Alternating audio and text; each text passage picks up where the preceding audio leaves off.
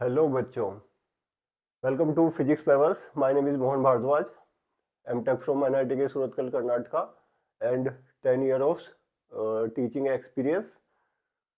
और ये जो 2-4 दिन पहले एग्ज़ाम हुआ है जेई का, तो इसमें क्या हुआ है कि काफ़ी सारे बच्चों ने बताया है कि क्या क्या उनकी कमियां रहीं जिसकी वजह से उनके क्वेश्चंस सही से अटेम्प्ट नहीं हो पाए, या क्या क्या उनमें मिस्टेक्स रहीं। तो एक ओवरऑल उसकी एक मैंने छोटी सी लिस्ट बनाई है, और मैंने सोचा कि इस पर एक वीडियो बनानी चाहिए जिससे कि और भी जो स्टूडेंट्स हैं उनको एक सही गाइडेंस मिले, जिससे कि वो इस वीडियो को देखकर और आगे उन गलतियों को ना करें जो भी हमारा अब एग्ज़ाम, क्योंकि नेक्स्ट एग्ज़ाम के लिए हमारे रजिस्ट्रेशन स्टार्ट हो गए हैं और वो पेपर जो होगा हमारा अप्रैल में होगा। तो अप्रैल वाले एग्ज़ाम के लिए हमको क्या करना है, इन सारी मिस्टेक्स को नहीं दोहराना है, और हमको क्या करना है कि एक सही गाइडेंस के अनुसार ही चलना है। अगर आप इस गाइडेंस के अनुसार चलेंगे तो आपका ये एग्ज़ाम 100% क्वालिफाई होगा। तो ये जो वीडियो है ये 3 पार्ट में डिवाइडेड है।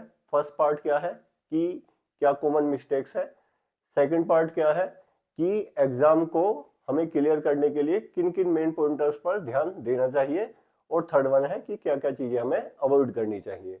तो क्या क्या मिस्टेक्स है उसको हम फर्स्ट ऑफ ऑल यहाँ पर लेते हैं।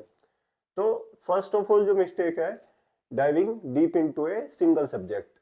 कि हमने क्या करा कि जो सब्जेक्ट हमें अच्छे से आता है, जैसे कि फिजिक्स है या केमिस्ट्री है या मैथ है, कोई भी एक सब्जेक्ट होता है जिससे हमें प्यार हो जाता है, और प्यार होने के बाद हम उसी सब्जेक्ट को अच्छे से करने लगते हैं, उसी सब्जेक्ट पर फोकस करते हैं, उसकी हार्डेस्ट प्रॉब्लम को सोल्व करते हैं, और उसी को ही हम क्या करते हैं, उसमें ही अपना जी जान लगा देते हैं। बाकी जितने भी बाकी जो भी सब्जेक्ट हैं, कि सपोज कीजिए कि मैथ में किसी का इंटरेस्ट है, तो फिजिक्स और केमिस्ट्री को वो क्या करेगा कि वो बच्चा अवॉइड कर देता है। तो ऐसा हमको नहीं करना है, तीनों ही सब्जेक्ट को फुल प्रेफरेंस देनी है, और तीनों ही सब्जेक्ट में हमें क्या करना है, तीनों ही सब्जेक्ट को हमें इक्वलाइज लेकर चलना है, किसी भी सब्जेक्ट के साथ हमें पार्शलिटी नहीं करनी है। सेकंड थिंग है सोशल मीडिया। सोशल मीडिया पे क्या है कि आजकल जितने भी सारे बहुत सारी ऐसे चैनल्स हैं या बहुत सारे ऐसे टीचर्स हैं, तो मैं गलत किसी को नहीं कह रहा हूँ। सोशल मीडिया का मीनिंग ये भी है कि सपोज कीजिए कि आपने कोई व्हाट्सएप ग्रुप ज्वाइन कर लिया है, या आप किसी फेसबुक ग्रुप पर हो, या किसी तरह के आप इस तरह के ग्रुप पर हो जो आपको क्या है कि लगातार नोटिफिकेशन पे नोटिफिकेशन दिए जा रहा है और आप उसमें भटक रहे हो। तो भटकने का मतलब ये है, या कोई वीडियो आपने देख ली, उस वीडियो को देखकर तुरंत आपका मन क्या है, डाइवर्ट हो गया। तो उस मन को डाइवर्ट नहीं करना है। सोशल मीडिया को देखकर इतना ज्यादा अपने आप को, उसे केवल क्या करना है कि उस वीडियो को देखकर और खाली बस ये देखना है कि हाँ ये वीडियो आपके लायक है या नहीं है, आपको इसमें सुटेबल इंफॉर्मेशन मिल रही है या नहीं मिल रही है। क्योंकि मोस्ट ऑफ द वीडियो जो है उसमें सब कुछ सेम टू सेम ही, सारी चीजें सेम टू सेम ही वो दिखा रहे हैं उसमें। तो कुछ इस तरह का अगर आपको लगे कि हाँ इसमें कुछ क्रिएटिव है या कुछ अलग है, तो आप उस वीडियो को देख सकते हैं। बट इतना ज़्यादा सोशल मीडिया पर आपको अपने आप को रिलाई नहीं करना है। तो इस बात का आपको ज़रूर ध्यान रखना है। आपके पास थर्ड थिंग क्या है, ओवर कॉन्फिडेंस।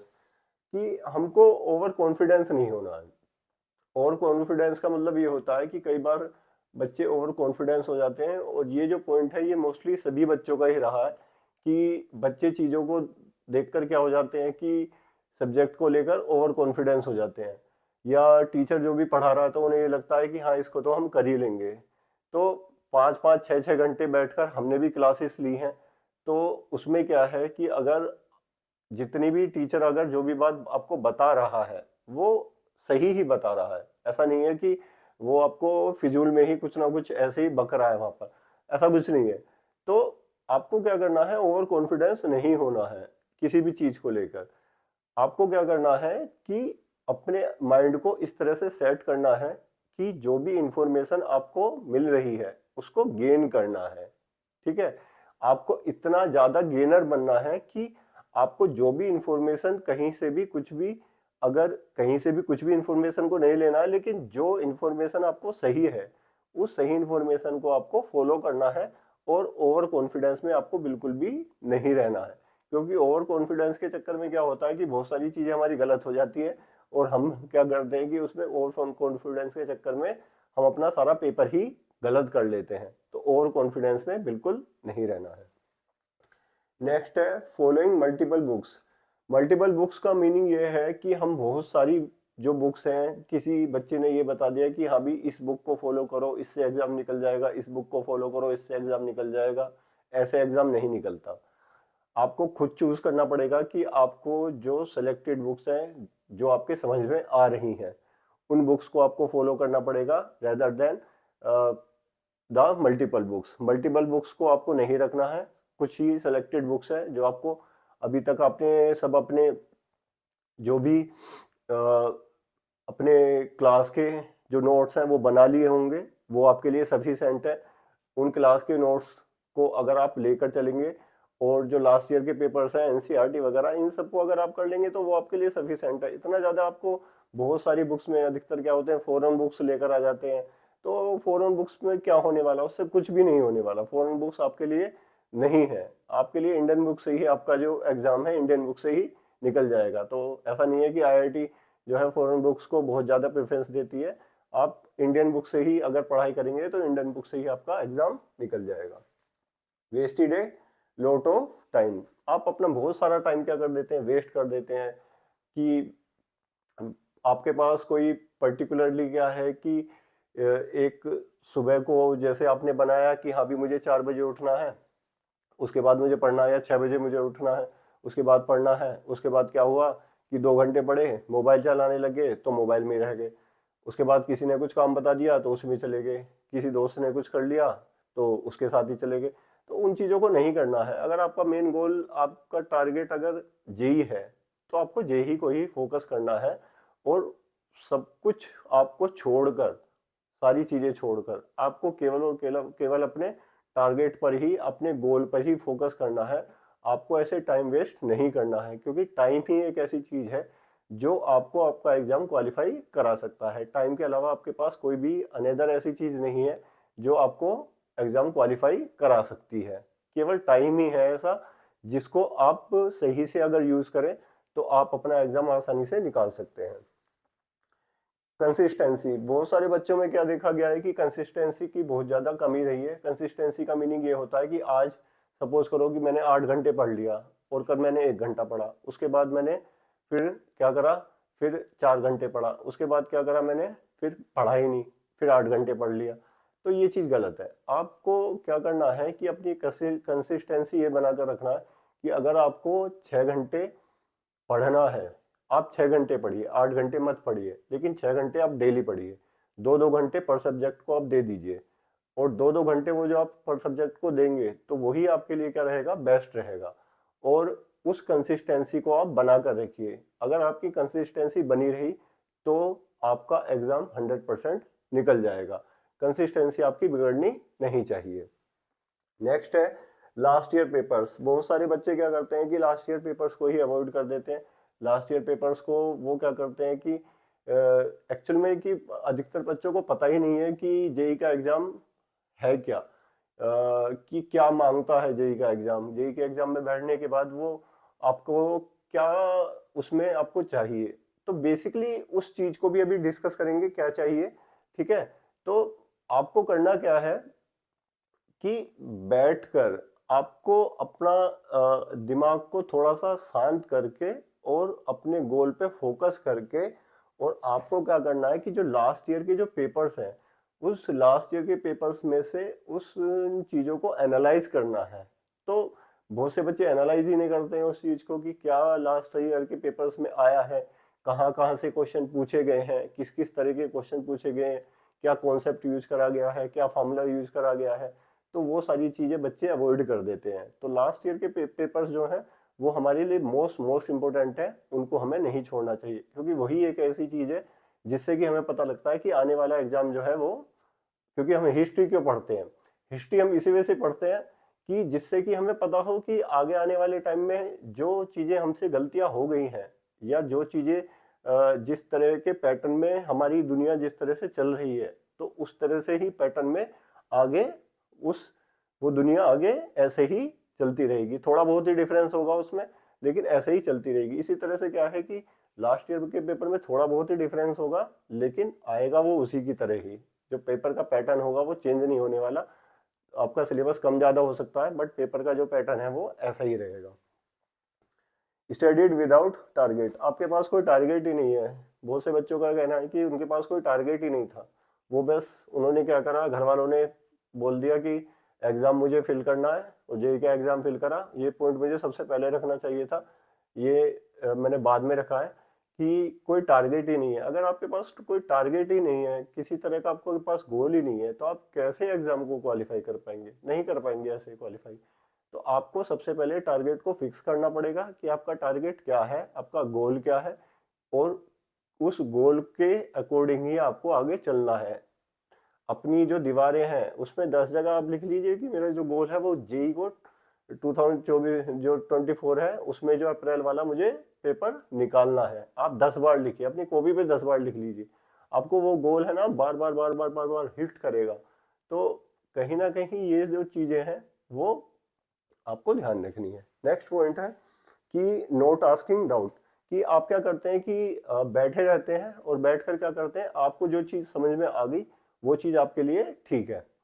तो ऐसा नहीं होता कि आपको डाउट पूछने पड़ते हैं। टीचर है आपके पास, कुछ अच्छे दोस्त होंगे, आपके स्टूडेंट्स होंगे, तो अच्छे स्टूडेंट्स, नोट लाइक कि जो आपको गलत डायरेक्शन में लेके जा रहे हैं, तो आपको डाउट्स पूछने चाहिए। अगर जहां से भी आपके डाउट क्लियर हो रहे हैं, या वो बुक से हो रहे हैं, या वो सोशल मीडिया से हो रहे हैं, या किसी तरह से आपका टीचर से हो रहे हैं, तो वो डाउट जब तक आप क्लियर नहीं करोगे तो वो डाउट आपके दिमाग में रह जाएगा। और हमको खुद पता रहता है कि वो चीज हमें आती है या नहीं आती है। तो डाउट पूछना एक बहुत अच्छी बात है। अगर आकर उस चीज को आपको दो, हो सकता है दो चार लड़के बेवकूफ भी बोले कि हाँ भाई ये तो डाउट ही पूछता रहता है, तो उसमें बेवकूफ बनने में कोई दिक्कत नहीं है। वही बच्चे एग्जाम क्वालिफाई करते हैं जो डाउट पूछते हैं। तो डाउट पूछिए, डाउट पूछना बहुत अच्छी बात होती है। नेक्स्ट है यूजिंग कैलकुलेटर। कैलकुलेटर का आप यूज कर रहे हैं, कैलकुलेटर का यूज आप घर पर मत करिए।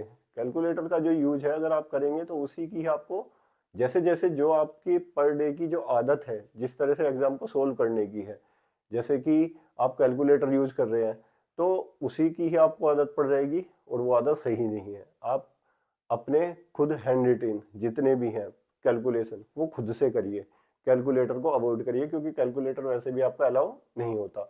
तो बहुत से बच्चे क्या करते हैं कि मोस्टली जो कैलकुलेशन है वो सारी करके, और बस वो लास्ट तक भी नहीं करते उस कैलकुलेशन को। और उसके बाद क्या होता है कि वो क्या करते हैं कि जब एग्जाम में बैठते हैं तो उन्हें कैलकुलेटर की जरूरत पड़ती है, उन्हें लगता है कि हाँ कैलकुलेटर चाहिए, तो उसमें उनका और टाइम वेस्ट होता है। तो कैलकुलेशन करने से अच्छा है कि अच्छा ही रहेगा, वो आपकी मैथमेटिकल जो स्किल है उसको डेवलप करेगी। तो कैलकुलेशन में भी आप अगर कैलकुलेटर ना यूज करके आप उसमें क्या कर सकते हैं कि कुछ मैथमेटिकल इस तरह की चीजें होती हैं जिनसे शॉर्ट ट्रिक से आपको फॉर्मूला को या किसी भी कैलकुलेशन को सोल्व कर सकते हैं, तो आप उनका यूज कर सकते हैं।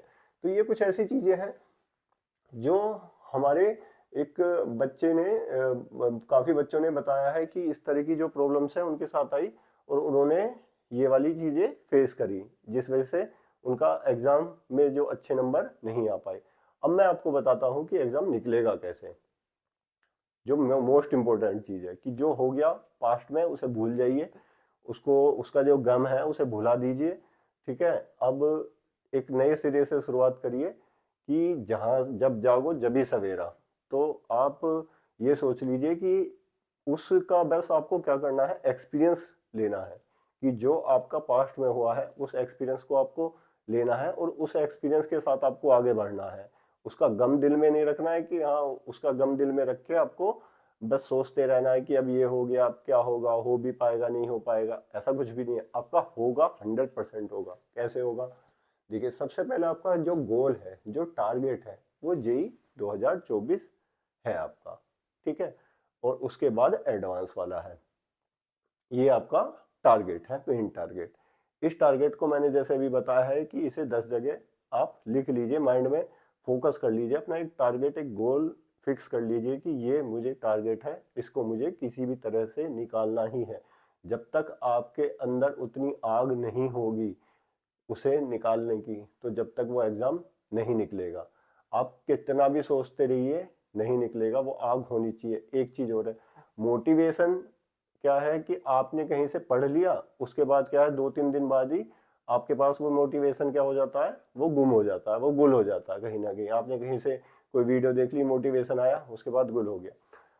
लेकिन अगर आप अपना टारगेट और फोकस सेट कर लेंगे तो आपको मोटिवेशन कभी भी कम नहीं होगा। आपको अपना मोटिवेशन और टारगेट वो डेली आपको अपने आप को सेल्फ मोटिवेट ही करना पड़ेगा। सेल्फ मोटिवेट जब तक आप अपने आप को नहीं करेंगे तो ऐसा कोई भी दुनिया में व्यक्ति नहीं है कि जो आपको मोटिवेट कर सके। आप खुद ही हैं जो अपने आप को मोटिवेट कर सकते हैं। पेपर का जो पैटर्न है आप सबको पता है कि कॉन्सेप्ट और एनालाइज, कि इसमें कॉन्सेप्ट बोले पूछे जाते हैं और एनालाइज करा जाता है। तो कॉन्सेप्ट और एनालाइज अगर आप करेंगे चीज़ों को, जैसे भी आप सोल्व कर रहे हैं तो उसमें ऐसी सीधे सीधे, कुछ तो सीधे सीधे ही क्वेश्चन पूछे जाते हैं, लेकिन मोस्टली जो क्वेश्चन होते हैं वो कॉन्सेप्ट पे बेसिस होते हैं, या एनालिसिस बेस्ड होते हैं, या आपके फॉर्मूला बेस्ड होते हैं। तो ये जो पेपर का पैटर्न है वो इसी चीज़ पर ही डिपेंड है। वो आपकी एनालिटिक स्किल और कॉन्सेप्चुअल स्किल को बेस्ड करके वही चीज़ आपकी चेक करना चाह रहे हैं कि आप कितने उसमें अच्छे हो। तो आपको उसी स्किल को सुधारना है। तो ये पेपर का पैटर्न उसी चीज पे बेस्ड है। हाउ टू क्वालिफाई, ये किस तरह से क्वालिफाई करें। तो इसमें क्या है, जो पॉइंट्स हमने यहाँ पर करे हैं उन चीजों को हम ना करें, ठीक है, उन चीजों को हम ना करें। और वही सारी कुछ पॉइंट्स हैं जो यहाँ पर मैं जल्दी जल्दी से रिवाइज कर देता हूँ। जैसे कि कंसिस्टेंसी, कंसिस्टेंसी बनाए रखनी है। 6 से 7 घंटे या 8 घंटे आपको डेली अगर आप करेंगे, उसके बाद 1 से 2 घंटे अगर आप प्रैक्टिस करेंगे तो, या रिवीजन करेंगे, तो वो आपके लिए सबसे बेस्ट रहेगा, ठीक है। उस चीज को आप लगातार बनाए रखें। ऐसा नहीं है कि आज 1 घंटा 2 घंटा, वो चीज को मैं ऑलरेडी आपको पहले ही बता चुका हूँ। लिमिटेड बुक्स भी मैं आपको बता चुका हूँ कि आपको लिमिटेड बुक्स रखनी है अपने पास, इधर उधर की जो बुक्स हैं वो आपको नहीं रखनी है, ठीक है। और इसके बाद नेक्स्ट जो पॉइंट है, मेक चार्ट, ये इंपॉर्टेंट है। आप चार्ट बनाइए। चार्ट किस तरह से बनाइए, आप एक चार्ट पे जो बड़े बड़े जो चार्ट आते हैं उसमें क्या करिए, एक पे इलेक्ट्रोस्टैटिक्स के फार्मूले लिख दिए, एक पे करंट इलेक्ट्रिसिटी के फार्मूले लिख दिए। बहुत सारे बच्चे ऐसा करते हैं, एक पे फोटो इलेक्ट्रिक इफेक्ट के लिख दिए, या जैसे चार्ट में आधे में फोटो इलेक्ट्रिक इफेक्ट के आगे, आधे में न्यूक्लियर फिजिक्स के आगे, इस तरह से लिख दीजिए। तो इसी तरह से केमिस्ट्री में आप बना लीजिए, इसी तरह से आप मैथ में बना लीजिए, और उसे पूरे कमरे में चिपका दीजिए सारे में, ठीक है, जब तक आपका पेपर नहीं होता। और डेली अगर आप ये देखेंगे आपको इतना कॉन्फिडेंस फील होगा कि आपको लगेगा कि सारी चीज़ें मेरे पास, मेरे सामने है, मेरी आंखों के सामने है, सारे के सारे जितने भी कॉन्सेप्ट है, फार्मूला है। कॉन्सेप्ट आप लिखेंगे तो बहुत ज़्यादा टाइम लग जाएगा, लेकिन मेन मेन जो चीज़ें हैं, मेन मेन जो फार्मूले हैं, अगर आप वो लिखेंगे तो आपके लिए वो सबसे बेस्ट रहेगा। तो इस चीज़ को आप करिए। डेली उठने के बाद अगर आप देखेंगे तो आपको लगेगा कि सारी चीज़ें आपके पास है, और उससे आपका डेली कॉन्फिडेंस डेली बिल्डअप होगा, तो डेली आपको मोटिवेशन मिलेगा। पास्ट ईयर के क्वेश्चंस की बात हो चुकी है। पास्ट ईयर के क्वेश्चंस को हमें क्या करना है, डेली करना है, ठीक है। और पास्ट ईयर के क्वेश्चन से ही हमें क्या मिलेगा, एक बिल्डअप मिलेगा, जिससे कि हम आगे पेपर को अच्छी तरह से एनालाइज करके उसे क्वालिफाई कर सकते हैं। आपको खुद को पता है, एनालाइज पेपर बाय योरसेल्फ, आपको पता है कि आपका स्ट्रॉन्ग पॉइंट कौन कौन से हैं और वीक पॉइंट कौन कौन से हैं। तो एक चार्ट बनाइए या एक कॉपी में आप लिख लीजिए कि आपको सब्जेक्ट वाइज कौन कौन से टॉपिक में क्या क्या प्रॉब्लम है, ये हमारी, ये आपके स्ट्रॉन्ग टॉपिक है और ये आपके वीक टॉपिक्स हैं। ये आपको खुद से ही एनालाइज करना है, ये आपसे बेहतर कोई और एनालाइज नहीं कर सकता। तो ये आपको करना है कि आपको स्ट्रॉन्ग टॉपिक और वीक टॉपिक को एनालाइज करना है, और एनालाइज करने के बाद जो आपके स्ट्रॉन्ग टॉपिक हैं उनको केवल रिवाइज करना है, और जो आपके वीक टॉपिक हैं उनको आपको पढ़कर दोबारा से बिल्डअप करना है। केवल इतना सा काम करना है आपको। ये अगर आप काम कर देंगे तो आपका सारा जो भी सिलेबस है वो आपके हाथ में होगा, ठीक है। बार बार जैसे रिवाइज कर रहे हैं आप, तो बार बार चीज़ों को रिवाइज करने की जरूरत नहीं है। जैसे ही पेपर पास आए उस समय आप उन चीज़ों को रिवाइज कर सकते हैं। प्रैक्टिस करें, जितना हो सके आप प्रैक्टिस करें चीज़ों की। प्रैक्टिस जितना आप ज़्यादा करेंगे खुद से, ऐसा नहीं कि आपने इंटरनेट खोल लिया या आपके सामने बुक रखी हुई है, आपने क्वेश्चन ले लिया, बुक को बंद कर दीजिए और खुद से सोल्व करिए, अपना दिमाग लगाइए। क्योंकि जैसे ही हमने मोबाइल वगैरह यूज करना शुरू करा, हमारा पूरा का पूरा जो माइंड है वो पूरा का पूरा इसमें कहा जाए तो बिल्कुल ठप हो चुका है। इसमें कुछ भी ऐसा नहीं है कि हम खुद का सेल्फ दिमाग यूज कर रहे हैं। इसी वजह से क्या होता है कि बहुत से जो बच्चे हैं वो प्रेशर में आ जाते हैं, क्योंकि उन्हें पता है कि जब तक हमारे पास इंटरनेट का सहारा था, बुक का सहारा था, जब तक तो हमारी सारी चीजें हो रही थी, अब नहीं हो रही। तो पहले टाइम में ऐसा नहीं होता था। पहले टाइम में क्या होता था कि वो छोटे वाले मोबाइल्स होते थे, उसमें इंटरनेट वगैरह का भी कोई यूज नहीं होता था। तो उस समय क्या हो जाता था कि जो बच्चा एग्जाम निकालने के लिए बैठता था वो एग्जाम निकाल ही लेता था। लेकिन आज के टाइम में क्या है कि सारी फैसिलिटी होने के बाद भी वो क्या कर रही है कि हमारी खुद की सोचने की क्षमता को किल कर रही है। तो उससे हमें बचना है। ठीक है, जब आप क्वेश्चन को सोल्व करें तो इन चीज़ों को साइड में रख दें, जो भी सोर्स हैं उन्हें साइड में रख दें, और क्वेश्चन लिखने के बाद खाली क्वेश्चन को सोल्व करें। और सोल्व करें, गलत होगा कोई बात नहीं, लेकिन उससे आपको उसे जब तक वो आपको 10-15 मिनट उसे दीजिए, आधा घंटा दीजिए उसे, आप सोचिए उसमें जितने फॉर्मूले उससे रिलेटेड हैं उससे देख लीजिए उसमें। फिर आप एक बार अगर नहीं आता है आपको तो फिर उसके बाद आप देख सकते हैं। अपना टाइम वेस्ट मत करिए। ऑलरेडी मैं आपसे बोल चुका हूँ, ठीक है। Use timer for question. अपने जो क्वेश्चंस हैं उनके लिए टाइमर फिक्स करिए। जो क्वेश्चंस आपको आते हैं या जैसे जैसे आपकी प्रैक्टिस होने लगेगी उसके बाद आप टाइमर के साथ उसे करिए। शुरुआत में तो टाइमर के साथ नहीं होगा, लेकिन आप बाद में उसे टाइमर के साथ करना शुरू करिए। अगर टाइमर के साथ आप करना शुरू करेंगे तो वो आपके लिए सबसे बेस्ट रहेगा, क्योंकि टाइमर से आपको क्या रहेगा कि पेपर में भी उससे हेल्प मिलेगी, क्योंकि वो भी पूरा 3 घंटे में आपको करना रहता है। तो उसमें क्या है कि आपको बहुत ज़्यादा हेल्प मिलेगी। तो ये टाइमर वाला जो पॉइंट है वो बहुत मोस्ट इंपॉर्टेंट है। आस्क आउट वाला हम पहले भी कर चुके हैं। इसका वे क्या है कि सोशल मीडिया से और ग्रुप से, इन चीज़ों से दूर रहना। ऐसा नहीं है कि एक नोटिफिकेशन आ गया और तुरंत आपने उस नोटिफिकेशन को देखे बिना आपका जो दिल है उसमें धक धक होने लगी कि यार इस नोटिफिकेशन में क्या होगा। अरे क्या होगा उस नोटिफिकेशन में? मोबाइल के सारे नोटिफिकेशन को जाकर ऑफ करिए, ठीक है। नोटिफिकेशन देखना ही नहीं है, नोटिफिकेशन को बंद ही कर दीजिए, ठीक है। फेक फ्रेंड, जो आपके फ्रेंड हैं, जो अभी जिन्होंने एग्जाम, क्योंकि रिजल्ट तो किसी का ऐसा आया नहीं है, ठीक है, तो बहुत से ऐसे फ्रेंड होंगे जिन्होंने आपको बताया होगा कि एग्जाम बहुत अच्छा हो गया, ये हो गया, वो हो गया। एग्जाम सबका ठीक ठाक ही गया होगा, ऐसा कुछ नहीं है कि किसी का बहुत ही ज़्यादा, बहुत ही मतलब रेयर स्टूडेंट होंगे उसमें से। अगर 100 में से देखा जाए तो 5 स्टूडेंट होंगे जिनका एग्जाम बढ़िया गया होगा, बाकी 95 आपके जैसे ही होंगे, ठीक है। उन्हें ये नहीं पता होगा कि उनकी कहाँ गलती कैसे हुई है, ठीक है।